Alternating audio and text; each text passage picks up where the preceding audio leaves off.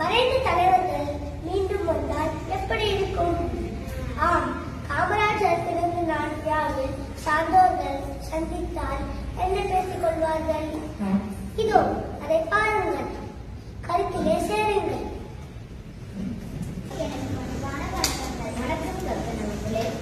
தங்கள் தலைமையின் கீழ் தமிழ்நாடு பல நன்மைகளை அடைந்துள்ளது. அத்துடன் இனிய பிறந்த நாள் வாழ்த்துக்களை சொல்ல வந்துள்ளேன்.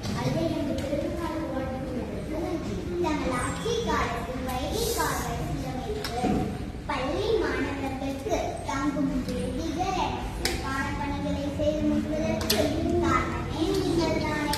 அது மட்டுமா, அமராவதி போன்ற நீர்த்தேக்க திட்டங்கள், நீர் பாசன ஆய்வு அமைப்பு திட்டங்கள் ஆகியவற்றை தங்கள் தலைமையின் கீழ் தானே செய்தோம். நன்றி டாக்டர். அரசியல் ஆலோசகரும் வழிகாட்டியுமான காமராஜரை வணக்கம். நெய்வேலி நிலக்கரி அமைப்பதற்கு ஒப்புதளித்தவரை நீங்கள் தானே. காமராஜரே, அது தமிழின் திட்டம்.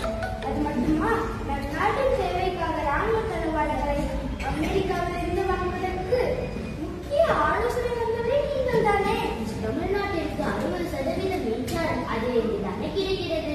காமராஜரே, ஒரே படையாக இருந்த ராணுவ படையை இன்று முப்படையாக மாற்ற ஆலோசனை தந்தவர் நீங்கள் மட்டும் என்ன திட்டங்களை காமராஜ் திட்டம் என்றே கொண்டு வருகிறேன்.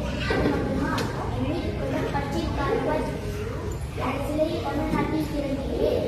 காமராஜரே, உங்களை போல ஒரு தன்னலமற்ற தலைவரை நான் கண்டதில்லை. வாழ்த்துகிறேன். அந்த வாழ்த்துக்களுக்கு நன்றி. சமூக நீதிக்காக பெரும் முயற்சி செய்த கல்வி